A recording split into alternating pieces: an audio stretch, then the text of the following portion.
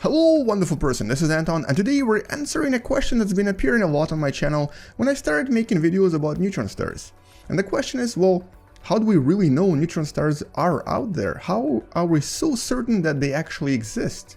Now, we might be actually able to answer this question about black holes and obviously white dwarfs, but how can we be so certain that neutron stars, also known as pulsars, also known as magnetars, are actually out there?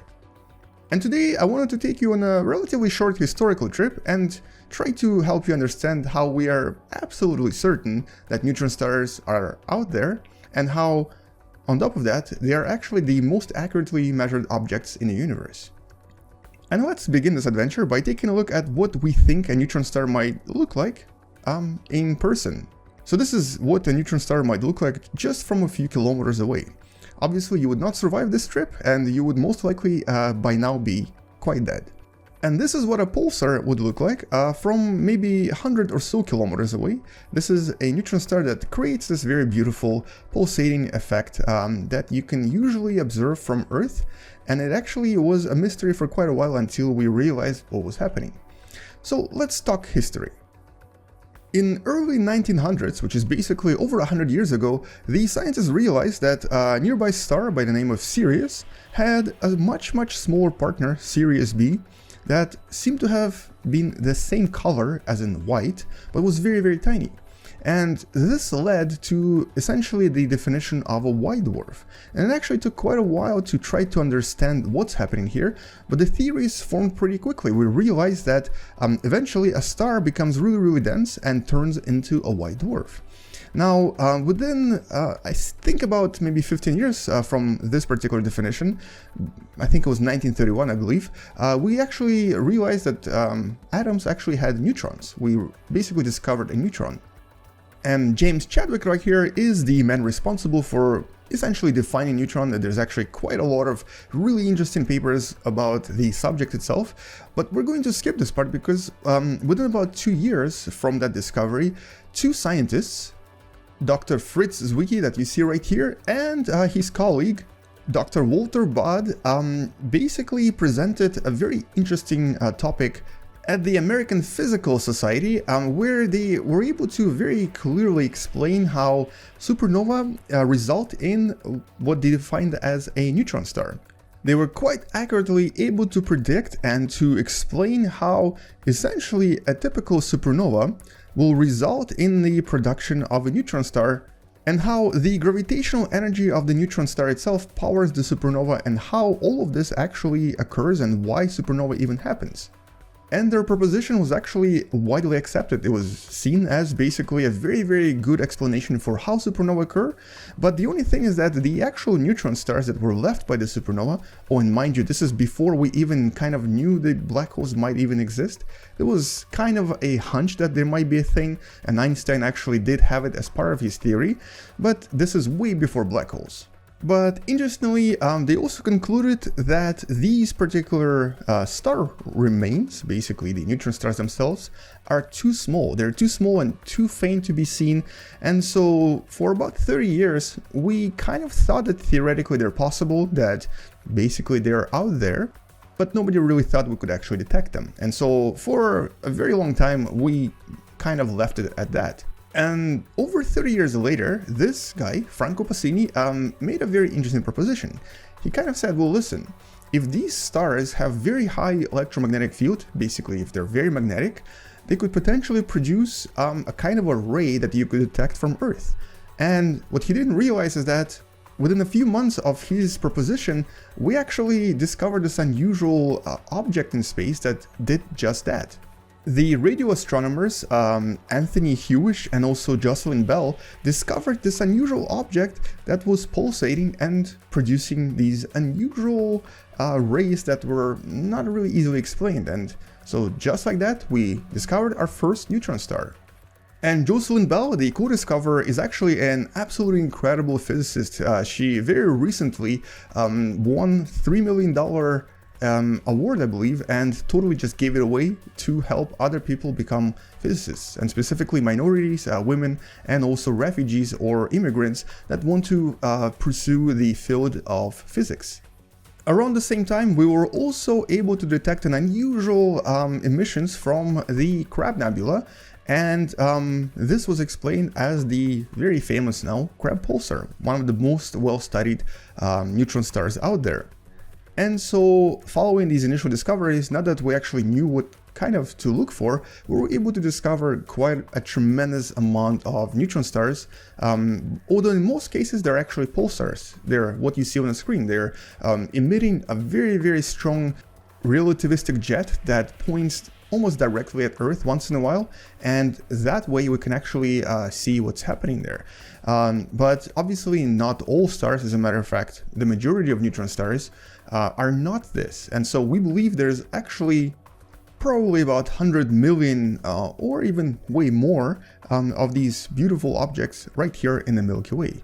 Most of them, like we actually thought originally, are too small and also too dim to detect, but the ones that are interacting with matter, like the ones that are creating those pulsars, are definitely not very difficult to see. And I think that some of the biggest advances in neutron star studies actually happened in the last decade or so, because we were able to discover quite a lot of new things. And one of those things is that we were able to finally prove and to show how a vast majority of material is made. So we realized that it's really the neutron star collision that happened a little bit too fast here, that actually creates these large supernovae that then form things like gold, for example, and a lot of other precious metals. And at the same time, some of the first exoplanets we discovered, as a matter of fact, the first exoplanets we discovered, were also around a pulsar. This one right here that actually has a proper name, it's known as Lich, and its exoplanets all have really, really cool names like Draugr, Poltergeist, and Phobitor. So all of these discoveries together basically guaranteed the existence of these neutron stars. There's very, very low chance that they're not real objects. And this kind of leads me to the idea of how we actually learn things and how we discover things in physics.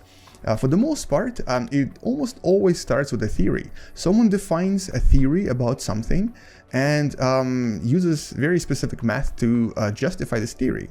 I mean, this is how we realized black holes are there. This is also how we realized black holes can actually evaporate. So Hawking radiation was explained that way as well. As a matter of fact, pretty much everything we know today about stars has been originally defined as a theory. It's actually very, very rare that we start the other way around, that we find something and then we can actually explain it.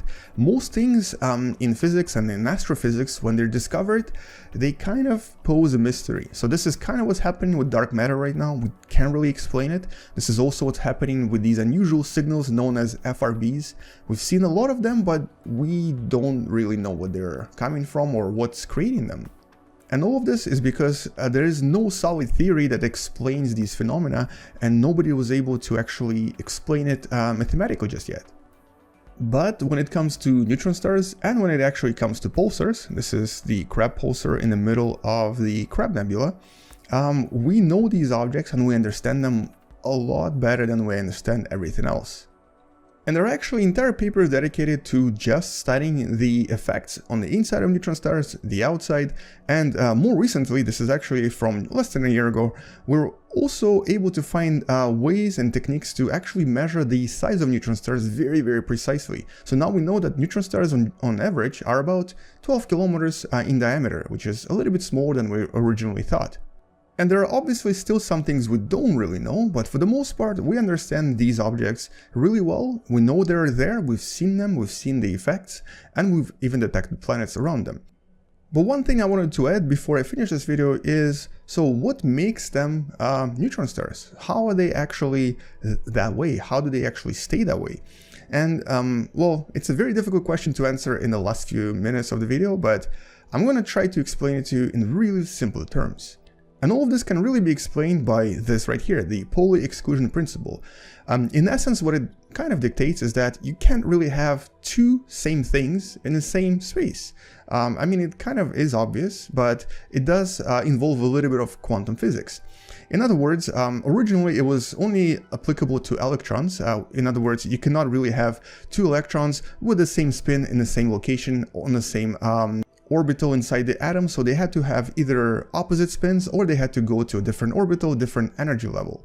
And eventually this is how we explain the existence of white dwarfs, because white dwarfs, like this neighbor that we have, Series B, for the most part are a collection of electrons and unbound nuclei. And it's the electrons that are preventing white dwarf from collapsing even further. If you add a little bit of mass to it though, if you actually start adding mass, at some point it's going to reach its limit, known as Chandrasekhar limit, where the electrons cannot possibly hold it together anymore, and so it starts collapsing even more. If you just add a little bit of mass, it will actually explode and create a type 1a supernova, which is actually what's going to happen in this particular simulation, because at this point we're reaching the levels where the electron degeneracy, as it's called, cannot possibly prevent it from collapsing further anymore. And so right around here, there you go, there's that supernova. But if the original star, before it becomes a white dwarf, is even more massive, it can actually overcome this and create something even more dense, reaching a new level of support in a sense, where you can have something else that's preventing it from collapsing further. And that something else is a neutron. As a matter of fact, if I rewind this for a second, and if I go back to my Series B and place it here again, I can actually make it dense enough where all of my electrons will actually start combining with protons and turn into neutrons. And because these new neutrons have so much more space around them, what happens further is that this object becomes compacted even more and becomes even more dense, and then turns into this tiny object right next to it, known as a neutron star. So in other words, both white dwarf and a neutron star, they kind of have the same principle making them possible. It's the exclusion principle, but they work on different levels. So this here, the white dwarf, is stopped by the electrons. In other words, the electrons are stopping this from collapsing further because there's just not enough mass to push them even closer together, whereas for neutron stars, it's the neutrons that are preventing it from collapsing even further.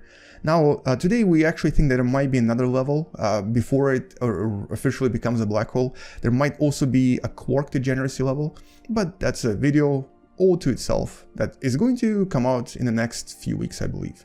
Anyway, thank you for watching, and hopefully you enjoyed this video, and if you did, don't forget to subscribe. Don't forget to share this video with someone who loves to learn about space and wants to learn through video games and simulations, and maybe even consider supporting the channel on Patreon, because it does help me a lot. And in any case, come back tomorrow to learn something else. I'll see you guys tomorrow, space out, and as always, bye bye.